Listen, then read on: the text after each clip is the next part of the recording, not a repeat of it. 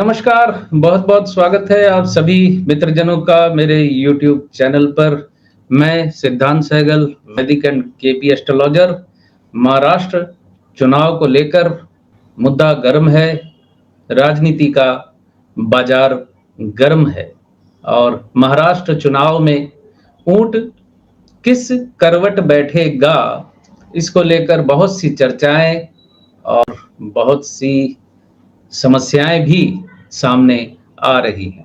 तो महाराष्ट्र विधानसभा चुनावों में क्या होने वाला है, इसका एक इंडिकेशन मैं आपको देने जा रहा हूं। एक तो बात आप समझ लीजिए साफ कि महाराष्ट्र विधानसभा चुनाव में दो ही लोग महत्वपूर्ण हैं। पहला शरद पवार जी, दूसरा उद्धव ठाकरे जी। और मैं राजनीति पे नहीं, मैं अपना ज्योतिषीय दृष्टिकोण आपके सामने रखने जा रहा हूं। और ज्योतिषीय दृष्टिकोण रखने के पहले मैं अभी बीते हुए लोकसभा चुनावों के नतीजों को भी थोड़ी देर के लिए आपको याद दिलाना चाहता हूं। लोकसभा चुनावों के पहले मैंने महाराष्ट्र के बारे में जो फलादेश किया था कि लोकसभा चुनावों में भाजपा महाराष्ट्र में अच्छा परिणाम लेकर नहीं आएगी, बहुत स्पष्ट कहा था। और शरद पवार तथा उद्धव ठाकरे जी का कद बढ़ेगा और लोकसभा चुनावों में इन दोनों को सफलता मिलेगी। तो वो बात मेरी बिल्कुल सही साबित हुई।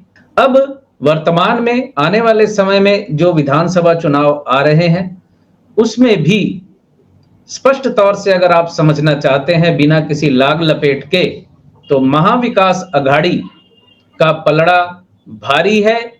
और ज्योतिषीय दृष्टिकोण से, महाराष्ट्र की दृष्टि से, यहां मैं कांग्रेस और राहुल गांधी की बात नहीं करूंगा, हालांकि उनका समय अच्छा चल रहा है। राहुल गांधी जी का कद अभी और बढ़ने वाला है, इस पे मैं फिर एक सेपरेट वीडियो बना के दूंगा आप लोगों को।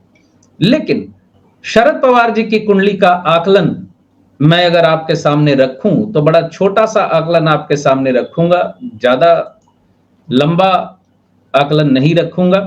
शरद पवार जी की कुंडली जो है वृश्चिक लग्न की कुंडली है और इसमें बुध की महादशा 2018 से चल रही है तथा अभी इस वक्त शुक्र की अंतर्दशा चल रही है 2022 से 2024 तक चलेगी। नवंबर 2024 तक चलेगी। जहां तक मैं समझ रहा हूं नवंबर के पहले ही विधानसभा चुनाव हो जाने हैं। शुक्र वृश्चिक लग्न की कुंडली में, शुक्र तुला राशि में 26 डिग्री का है और शुक्र एकादश से संबंध बना रहा है और शुक्र गुरु के नक्षत्र में, गुरु मेष यानी गुरु पंचम से संबंध बना रहे हैं। पंचम एकादश का संबंध शुक्र की अंतर्दशा उनकी बना रही है शरद पवार जी की। जो ज्योतिष समझना चाहते हैं, ज्योतिष को सीखना चाहते हैं, वो मेरी बातों को ध्यान से सुनिए। शुक्र एकादश में बहुत स्ट्रॉन्ग कनेक्शन बना रहा है क्योंकि तुला राशि एकादशेश हो गई है एज पर कृष्णमूर्ति पद्धति भाव चलित। तो इसलिए शुक्र एकादश में बहुत स्ट्रॉन्ग है। जुपिटर पंचम से संबंध बना रहा है चलित में, जो नॉर्मली छठे में बैठा दिखाई दे रहा है। तो 5-11 का यह कॉम्बिनेशन, शुक्र की अंतर्दशा जो नवंबर 2024 तक शरद पवार जी की चल रही है, यह सफलतादायक है। इसी अंतर्दशा में लोकसभा चुनावों में भी एनसीपी को अच्छी कामयाबी मिली है। महाराष्ट्र की जनता ने अजीत पवार जी की एनसीपी को नकार दिया था और शरद पवार वापस मजबूत होकर उभरे थे लोकसभा चुनावों में। तो नवंबर 2024 तक जो स्थिति है वो बहुत अच्छी है अभी। और नवंबर 2024 के बाद सूर्य की अंतर्दशा शुरू होने वाली है बुध में। सूर्य दशमेश होकर लग्न में बैठा हुआ है और सूर्य चलित में द्वादश भाव से संबंध बना रहा है बली होकर, और बुध के नक्षत्र में है, बुध भी द्वादश भाव से संबंध बना रहा है। तो सूर्य की अंतर्दशा शरद पवार जी के लिए नवंबर 2024 के बाद उनके स्वास्थ्य के लिए अच्छा संकेत नहीं कर रही है। आई रिपीट, शरद पवार जी के लिए नवंबर 2024 के बाद सूर्य की अंतर्दशा अच्छा इंडिकेट नहीं कर रही है उनके स्वास्थ्य के लिए। हालांकि सूर्य की अंतर्दशा में उनकी सफलता में कोई कमी या रोक नहीं होने वाली, क्योंकि सूर्य D1 चार्ट में दशमेश होकर लग्न में बैठा हुआ है और बुध एकादशेश तथा अष्टमेश होकर लग्न में बैठा हुआ है। सूर्य बुध एक साथ है, तो भावात भाव सिस्टम या भाव की प्लेसमेंट के हिसाब से सूर्य की अंतर्दशा नेम फेम सफलता देने के लिए तैयार बैठी हुई है कमर कस के। लेकिन शुक्र की अंतर्दशा नवंबर 2024 तक उनकी सफलता लगातार जारी रहेगी। विधानसभा चुनावों में महाराष्ट्र के शरद पवार जी की एनसीपी अच्छा फल करेगी due to fate of Sharad Pawar ji. अब उद्धव ठाकरे जी के बारे में आपको मैं शॉर्ट में बता दूं। उद्धव ठाकरे जी की कुंडली जो कन्या लग्न की कुंडली है और गुरु में चंद्रमा की अंतर्दशा चल रही है फरवरी 2024 से जून 2025 तक चलेगी चंद्रमा की अंतर्दशा। तो चंद्रमा बैठा हुआ है द्वादश में, लेकिन चंद्रमा शुक्र के नक्षत्र में है। शुक्र कर्क राशि में 20 डिग्री का है। शुक्र एकादश में बैठा हुआ है तथा शुक्र अपनी डिग्री के हिसाब से भी एकादश में ही बैठा हुआ है। तो एकादश का संबंध विधानसभा, लोकसभा, राज्यसभा इत्यादि अपर हाउस, लोअर हाउस सबसे संबंध बनाता है। तो चंद्रमा की ये अंतर्दशा उद्धव ठाकरे जी के लिए अच्छी चल रही है, जिसका नजारा आप विधानसभा चुनावों में देख चुके हैं। मैंने बिल्कुल कनेक्टिविटी और कॉम्बिनेशन बताकर विधानसभा चुनाव में भी उद्धव ठाकरे जी के बारे में फलादेश किया था कि उद्धव ठाकरे जी की शिवसेना अच्छा प्रदर्शन करेगी। तो लोकसभा में अच्छा प्रदर्शन किया। उद्धव ठाकरे जी का चंद्रमा की अंतर्दशा में अभी फिलहाल जून 2025 तक बहुत बेहतर समय है। उसके बाद मंगल शुरू होने वाला है।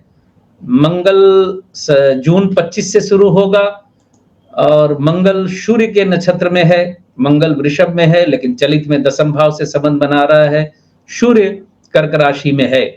तो मंगल की जो अंतर्दशा है, मैं अपने दर्शक मित्रों को, ज्योतिष में इंटरेस्ट रखने वाले दोस्तों को, राजनीति में इंटरेस्ट रखने वाले दोस्तों को बता दूं कि मंगल की अंतर्दशा भी उद्धव ठाकरे जी की बहुत अच्छी जाने वाली है। तो दशा अंतर्दशा और कुंडली के हिसाब से उद्धव ठाकरे जी का जो कॉम्बिनेशन बन रहा है, उनकी सफलता में कोई कमी आती नहीं दिखती।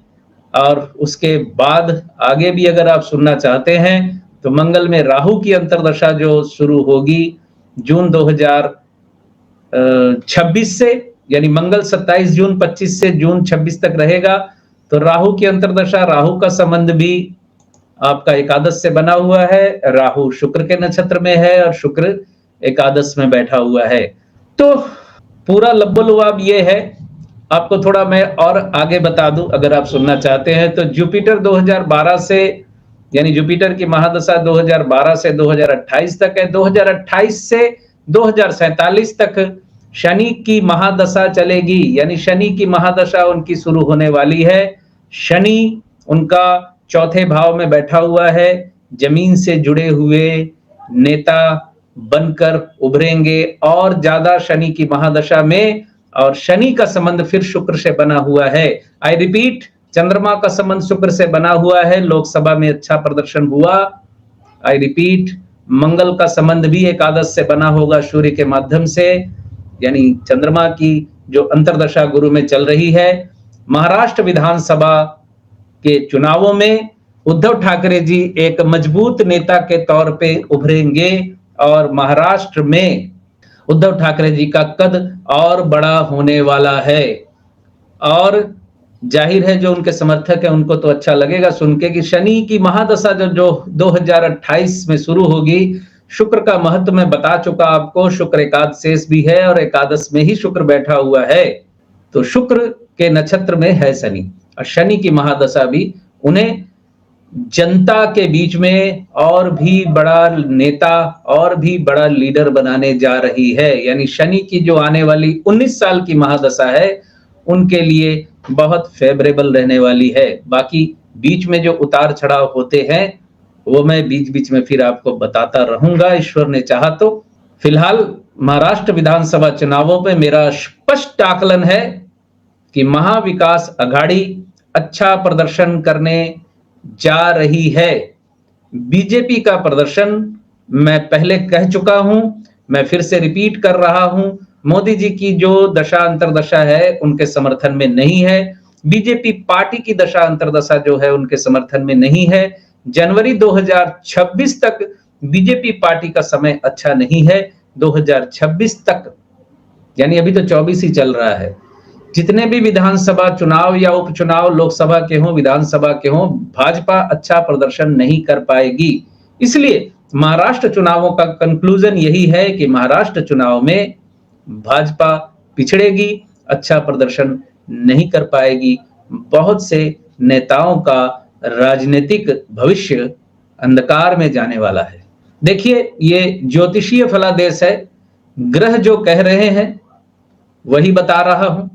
कनेक्टिविटी और ग्रहों की प्लेसमेंट और नक्षत्र कनेक्शन को दिखाकर मैं इसलिए बोलता हूं ताकि समझने वाले समझें कि मैं किसी खास वजह से किसी को समर्थन नहीं कर रहा। ग्रह सफलता दिखा रहे हैं तो मैं सफलता की भविष्यवाणी कर रहा हूं। तो यहां मैं अपनी वाणी को विराम देना चाहता हूं। वीडियो अच्छा लगे तो लाइक, शेयर एंड सब्सक्राइब जरूर कीजिएगा। और जो मित्र मुझसे जुड़े हुए हैं उन सबका बहुत बहुत धन्यवाद। खुश रहें, स्वस्थ रहें।